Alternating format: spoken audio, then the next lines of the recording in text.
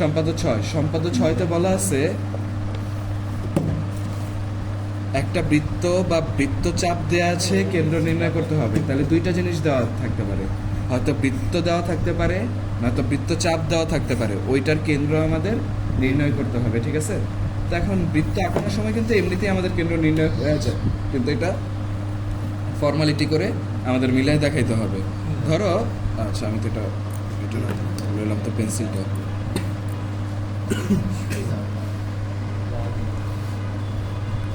দেখো যে কোনো একটা নির্দিষ্ট মাপের হয়তো বৃত্তের কথা বা বৃত্তচাপের কথা বলা থাকতে পারে। বৃত্ত কি আর বৃত্তচাপ কি একটু পরে বুঝাইতেছি আমি। ধরো প্রথমে বৃত্ত দেয়া আছে, আমি এই বৃত্তটা থেকে কেন্দ্র নির্ণয় করব। তবে কেন্দ্রটা আগেই তো তোমরা জানো, কম্পাসের কাঁটা যেখানে থাকে ওইখানেই তো কেন্দ্র, তাই না? তো এই জায়গায় তো আমরা ফোঁটা দিয়ে নিতে পারি। নেই, আপাতত ফোঁটা দিয়ে নেই, আমাদের আঁকানোর জন্য ইজি হবে বিষয়টা। কীরকমভাবে এখন আমরা আঁকাবো? যে কোনো একটা জ্যা নিব আমরা। এই যে বৃত্তের যে কোনো দুইটা বিন্দু যোগ করলে ওইটারে কি বলে? জ্যা বলে। মানে কেন্দ্র দেওয়া গেলে ওইটা হলো বৃহত্তম জ্যা, যেটার আমরা ব্যাসও বলি। আচ্ছা, কেন্দ্র দিয়ে তো আর নিতেছি না, আপাতত নিচের দিকে নিতেছি। এই যে একটা জ্যা হইলো, ঠিক আছে? এই জ্যাটার নাম ধরো এবি। আরও একটা জ্যা আঁকাই আমরা এই পাশে, যেটার নাম দিয়ে দিব আমরা বিসি।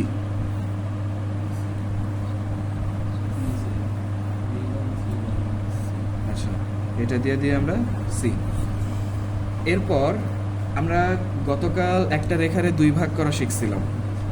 তো এইখানে দুইটা রেখা আছে আমার কাছে, তাই না? মানে দুইটা জ্যা আছে।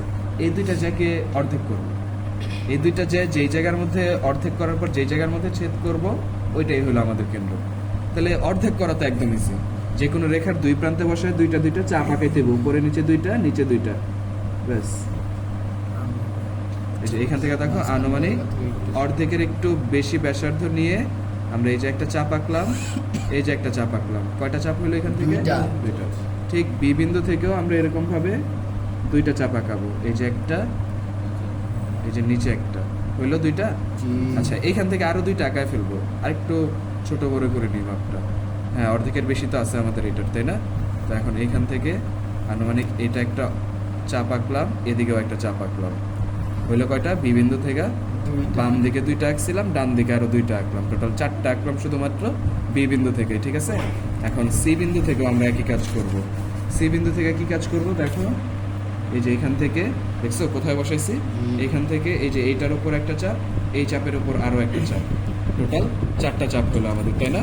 এখন চাপগুলার সব যোগ করা যায় কিভাবে দেখো, এটা আমি কলম দিয়ে করে দিতেছি।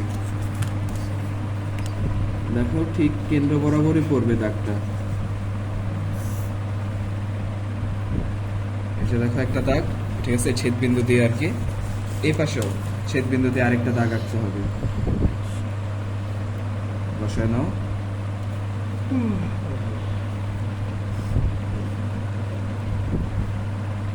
এই যে একটা আঁকা নিলাম। তাহলে দেখছো এই লাল দাগ দুইটা কোথায় ছেদ করছে?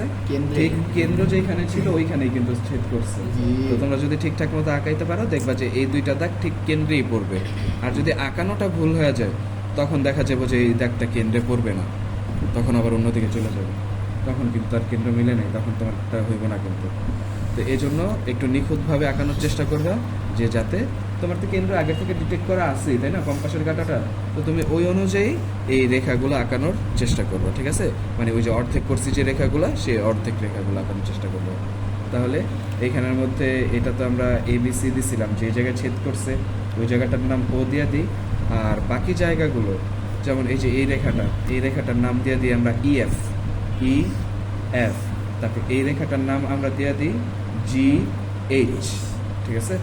তাহলে হয়ে গেল আমাদের ও বিন্দু হইল এই বৃত্তটার কেন্দ্র। এখন এইটা তো আমরা বৃত্ত থেকে আঁকাইছি, তাই না? এটা কি বৃত্ত না? বৃত্তের কেন্দ্র নির্ণয় করছি। যদি বলা হয়তো বৃত্তচাপ থেকে নির্ণয় করো, তখন কি করতে জানো? বৃত্তচাপ কি? ওই যে বৃত্তের টাকাইছো না, ওইখান থেকে কিছু অংশ মুছা দাও, রাবার নাও, মুছা দাও, নিজের যতটুকু মন চায় ততটুকু মুছা দিই। এখন কি এটা বৃত্ত হয়েছে? বৃত্ত হয়েছে? আমি কি পুরোটা মিলাইছি? আগেরটা বৃত্ত ছিল, এখন তো এতটুকু অংশ মোছা, তাই না? তাহলে এতটুকু করে বলতে হইব বৃত্তচাপ।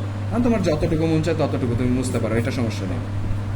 বুঝতে পারছি আমি কথাটা? বৃত্ত আর বৃত্তচাপ এক চিত্র দিয়ে দুই চিত্রের কাজ হয়ে গেছে, ঠিক আছে? কারণ এইভাবে আঁকাও, বৃত্তচাপ আঁকাও বা বৃত্ত আঁকায় আঁকাও, কেন্দ্র কিন্তু একই জায়গায় করবে, ঠিক আছে? শেষ, এই হলো সম্পাদক ছক।